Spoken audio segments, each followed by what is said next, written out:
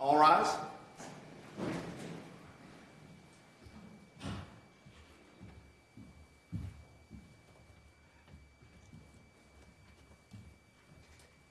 This honorable court is now in session. Please be seated. And we're back. Good morning again. Mr. Ebner, anything we need to take up before you call the next case? No, Your Honor. All right. You may call the next case then, please. Southern Auto Source Finance, LLC versus Airways Towing and Recovery, LLC.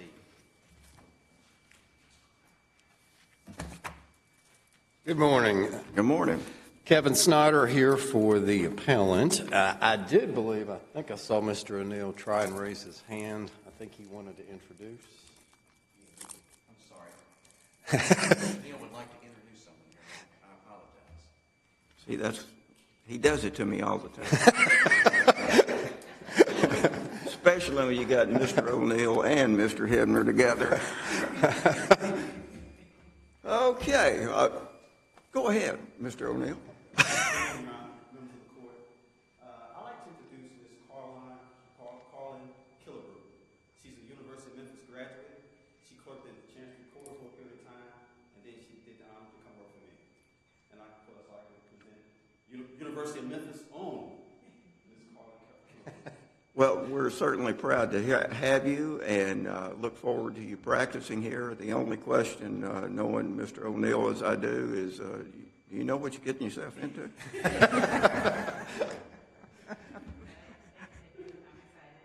Good. Thank you. Good having you. Thank you, Mr. Snyder. You saved the day for both of them. We'd like to go ahead and don't think we'll need it, but reserve 5 minutes for rebuttal. All right. This is probably, in all my years coming up here, from a factual issue and legal standpoint, probably the narrowest and, we believe from our position, simplest issue that I've ever had to deal with. I think all, if not very close to all of the facts, are not in dispute, that really aren't that relevant in terms of what we're here about. Long story short, there was an action filed by my client who finances vehicles against the defendant.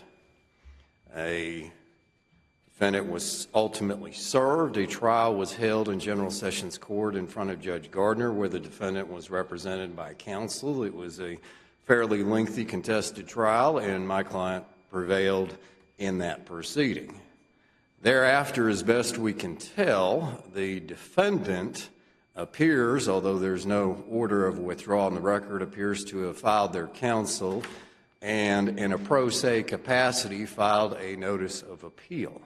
Was the defendant represented by counsel Yes. in General Sessions Court? Yes, different counsel than Mr. O'Neill, who I always enjoy working with. But we don't know what happened to the previous counsel. I presume terminated, but again, there's no motion to withdraw, nothing. So they filed their notice of appeal. We then filed a motion to dismiss. In a nutshell, and I know you all read this, basically saying the appeal was improper, that circuit court lacked subject matter jurisdiction because the appeal was not properly perfected, because the appeal was filed by the owner of the LLC. We literally argued this multiple occasions in front of the trial court, first on a motion to dismiss, then we filed a second motion with even more details about it, and ultimately the trial court denied our motion to dismiss for reasons I'm still not clear about. We tried to summarize them in our memo of basically there were 3 reasons. Basically, the trial court says that it shouldn't be dismissed because this is an informality, as best we can tell. The second reason it shouldn't be dismissed is under Rule 15, that they have a right to amend their pleadings. And the third reason is that the defendant, even though admittedly is an LLC, doesn't have to have an attorney to file a legal plea. Obviously, we disagree with all of those, but the issue in and of itself, if you accept the trial court's position as correct, that would mean any sole member of an LLC could essentially practice law. And we don't believe that is the law in Tennessee under any stretch of the imagination. We believe the trial court abused its discretion. That's why we filed this Rule 10, and we certainly appreciate you hearing it, or at least agreeing to hear it. But if we accept the trial court's position as true, looking by the issue of, I'm not sure how we get to Rule 15 on a notice of appeal. Well, let's go back to informality. Is that defined? Not really. I mean, informalities, if you look at the cases, talk about, say, if you had a typographical error, at least that would be our position. And I don't know how you could say practicing law without a license, which in fact this is what the defendant did by drafting and filing a notice of appeal, even though he did have an attorney in General Sessions Court. So I don't how you could say that's an informality. I don't believe the appeal was perfected. And I know probably a dozen or longer years ago we argued several of these cases before the Court of Appeals where we got into issues of filing fees from General Sessions Court to a bond and all that. And I think a lot of that was clarified, but I don't see how you can... It's been longer than a dozen or so years. Yeah. Well, that shows my gray hair at this point. But you have, I mean, I guess the issue is what is an informality? And we would submit that practicing law without a license and filing a legal pleading that the trial court says is fine is an abuse of discretion, and we think that's a little more than an informality. I mean, I think, you know, there is no case, at least that we can find, probably because this issue has not come up from a General Sessions appeal to circuit court. There appear to be some cases out there in terms of like a chancery appeal to the Court of Appeals, that type of thing, but not specifically as they would tie into the rules of General Sessions Court. So to a certain degree, I think this is a case of first impression, albeit our position is it shouldn't be. Because if the defendant is allowed to proceed forward and this judgment is not final, I think you're going to have basically every member of an LLC representing themselves in General Sessions Court, and if they don't like it, file an appeal, because that's basically what the defendant in this case did. Because there's no dispute that the defendant was an LLC. None. So that's kind of where we're at, unless you have any questions. Couple of questions. Yeah. Was there any discussion about whether the filing of a notice of appeal is actually the practice of law? In terms of what? In this particular instance. Well, our position has been and always has been it is. We never quite got to that because when we were arguing this, and you'll kind of see this in the orders of the trial court, I was referred back to Rule 1 of the Civil Procedure and Rule 15 of the Civil Procedure, which I'm still kind of at a loss as to how either one of those really address the issue, if that makes sense.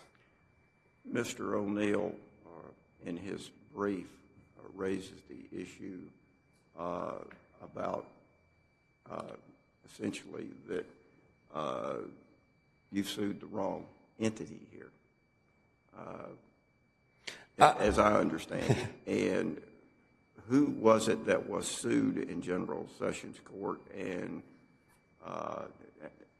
it was Airways Towing and Recovery. It's always been the same defendant, and I did read that in his response, and I was kind of surprised by that because, candidly, that's the first time, as I recall, that we've ever seen or heard it, and I don't think it's proper to kind of raise a new issue, if you will, on appeal.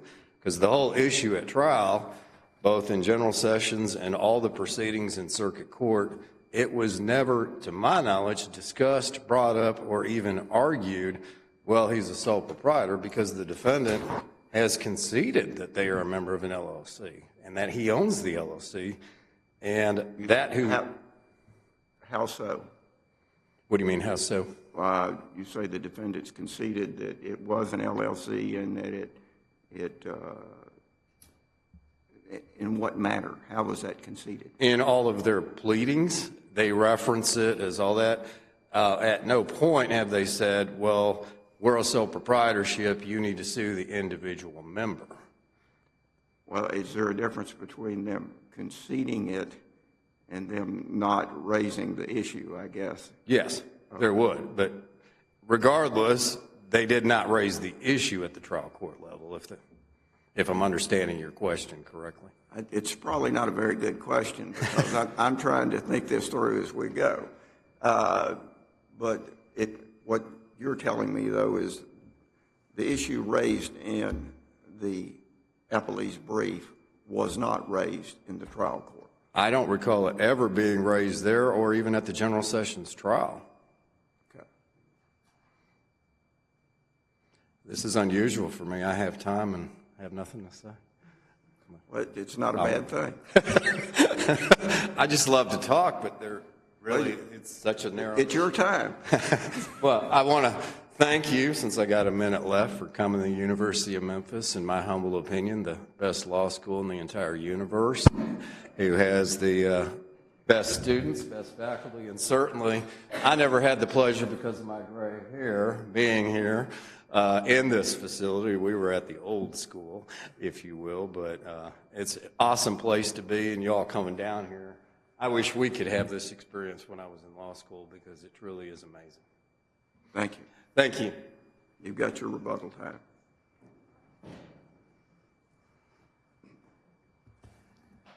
If it may please the court, my name is Darrell O'Neill, and I represent the appellant along with Misty O'Neill and Ms. Carlin Killebrew. Your Honor, as I was working and researching and preparing for this case, I went and looked at what happened here. The court says this. The court asked us to brief a narrow issue. Unfortunately, I couldn't brief that issue. The problem is that issue doesn't exist. You mean this court? This court specifically asked us to brief on the issue whether or not the circuit court error and denying a motion to dismiss. This was a Rule 10 appeal, and the appellate court defines the issue. Right. And the appellate court did define the issue, but it's an issue that I can't answer because that's not the party that we have before the court. I direct the court to... Show me in the trial court's order where what you say in your brief was ever addressed. It was never raised. I mean, the issue that he raised was... Why is that not waived? He never waived it, Your Honor. His whole argument was Rule 11. You have to raise it. No, he filed a motion to dismiss. And when he filed a motion to dismiss, he filed a motion to dismiss on a specific issue. I don't have to raise anything when he files a motion to dismiss on a specific issue. I need to respond to that motion to dismiss. And the issue was, in that particular case, was whether or not the rules of civil procedure apply in a General Sessions court, and whether or not the rules of civil procedure apply to a General Sessions appeal. That was the issue. So the issue there is whether or not it applies to a General Session appeal. Your Honor, I'd like to take the court to just real simple here. Go to Volume 1, page 4 of the record. A plaintiff is the master of their complaint. That's the law. This court has said it on numerous occasions. So we look at that. If the court looks at Volume 1, page 4, they sued Airways Towing and Recovery. My client owns Airways Towing and Recovery, which is a sole proprietorship. He does own the company, Airways Towing and Recovery. That's the issue. He owns both of them. But in this particular case, he's been sued as Airways Towing and Recovery. And we know that's important because if you look at what the plaintiff put in their case, they specifically identify themselves as Southern Auto Finance, LLC. If it was a problem or it didn't mean anything, why did they put LLC on their own information? So, Mr. O'Neill, you're telling us that there are two separate businesses? Absolutely. Absolutely. How do we know that? And that's the reason why this appeal is improvidently granted, because we don't know that. And that's what, when you're doing a motion to dismiss, it's based off of the pleadings. There were no pleadings. The only pleading was the, I'm sorry. Let me point you to something that you say the plaintiff is the master of its own lawsuit. Correct. So your client files a notice of appeal. Correct. Your client says, I, Timothy Gaston, Airways Towing and Recovery, LLC, Correct. appealed the judgment. My client owned both of those companies. So our argument is, if the court is, if Airways Towing and Recovery LLC is a proper party, then Airways Towing and Recovery sole proprietorship is a proper party. There's two different entities. My client, as a sole proprietor, gets to file that appeal. Plain and simple. But this court here, let's talk about this.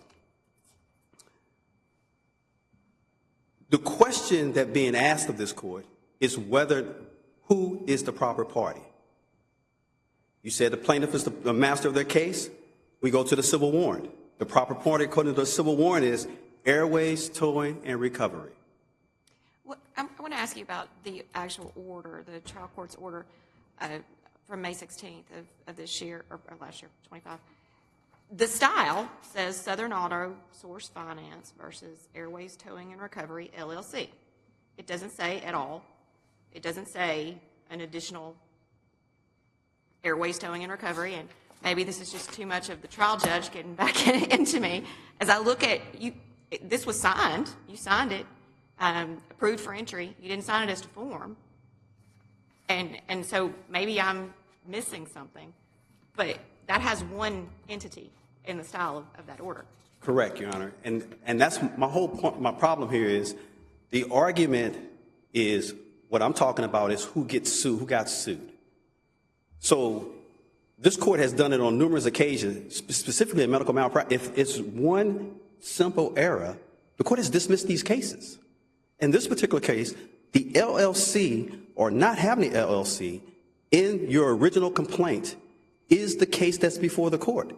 The problem also with that is you can't put yourself in a better position than you asked for. They asked to be Airways Towing and Recovery, and that's who they sued. They did it on an amended alias. If you look at volume 1, page 5 rather, it's an amended alias. In an amended alias, they say Airways Towing and Recovery. And I disagree with the court.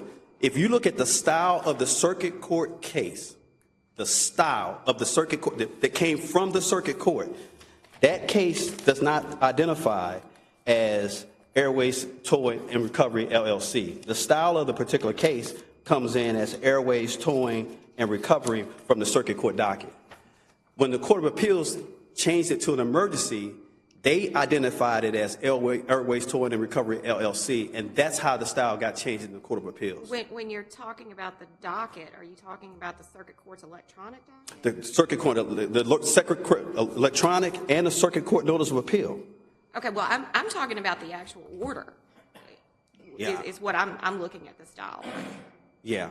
Not what the clerk's office types in or enters.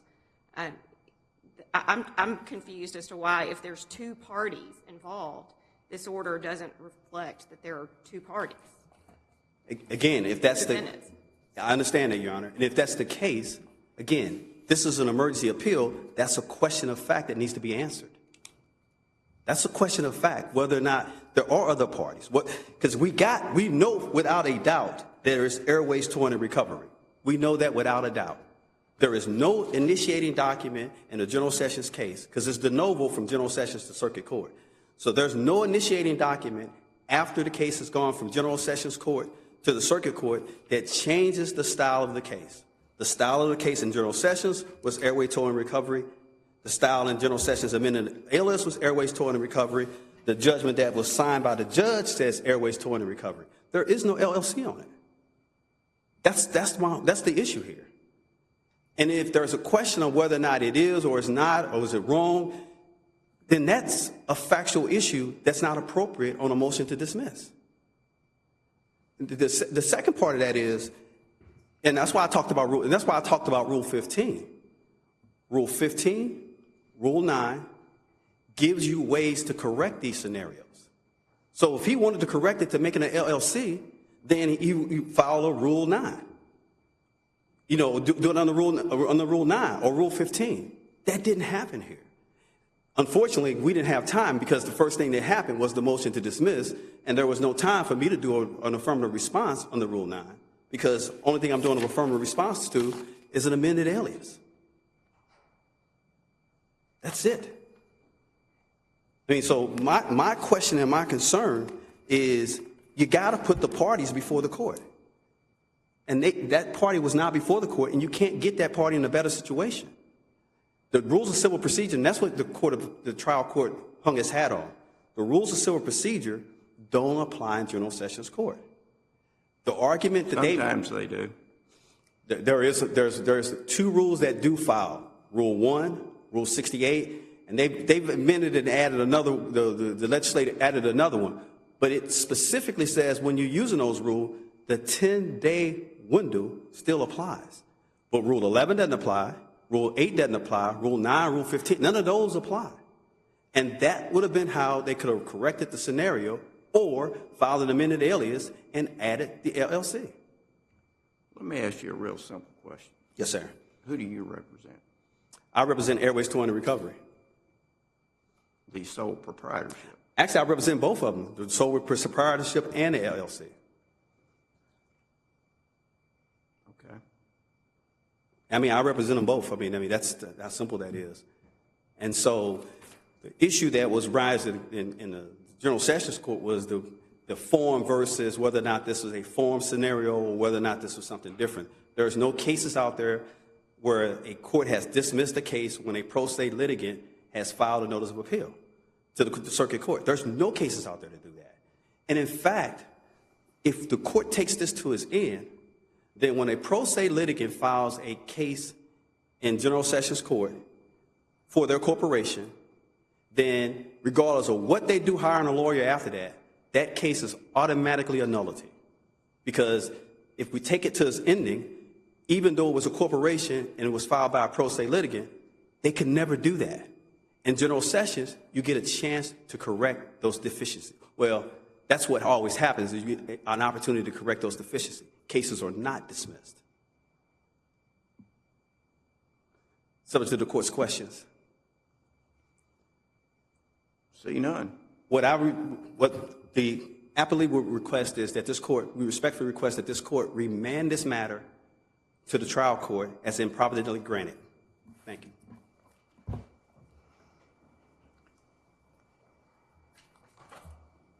Mr. Snyder? I guess I do get to talk again. Two things. One, I still think, and I'm not sure we got a direct answer to that, of how or where this was raised at the trial court level. However, let's look aside that for a second. If we're going to go down this road where we're now hearing there are two entities, I'm kind of confused how a sole proprietorship, a person, would be an entity. Clearly, there's only one entity, which would be the LLC. I don't know how you would conduct business as an LLC and a sole proprietor. But even setting that aside for a minute, the notice of appeal, which is really what we're here about, and we're saying was improper, and I think Justice Stafford read it a minute ago, the pro se person filed it for the LLC. So let's assume for the sake of argument everything opposing counsel says is correct. Then that would be an improper notice of appeal because he filed the notice of appeal for the, according to his position, the wrong entity. He should have filed it for the other entity, in which case a motion to dismiss would be proper as well, and this matter should be dismissed. It should be remanded back to General Sessions Court as a final judgment, accepting everything he says is true today. He didn't file the appeal for the proper party then, so we get to the same result without even getting to the issue, but I think this honor or this court does need to get to the issue so we can have a precedent that if you are an LLC and you file a notice of appeal on behalf of an LLC and you're not a licensed attorney, I think there needs to be some case law that says you can't do that. But again, you can get the result either way if there really are these two entities, which I'm still kind of confused about. The notice of appeal would still be improper. Thank you. Thank you. Okay, council, we will take this matter under advisement. We will attempt to get you an opinion at the earliest possible time, and obviously we will provide that to Professor Vescovo for the students to have. That concludes the call of our docket for this morning, and I think we're going to meet with the students later on. Is that right? Yes, Your Honor. All right, so we'll be in recess. All rise.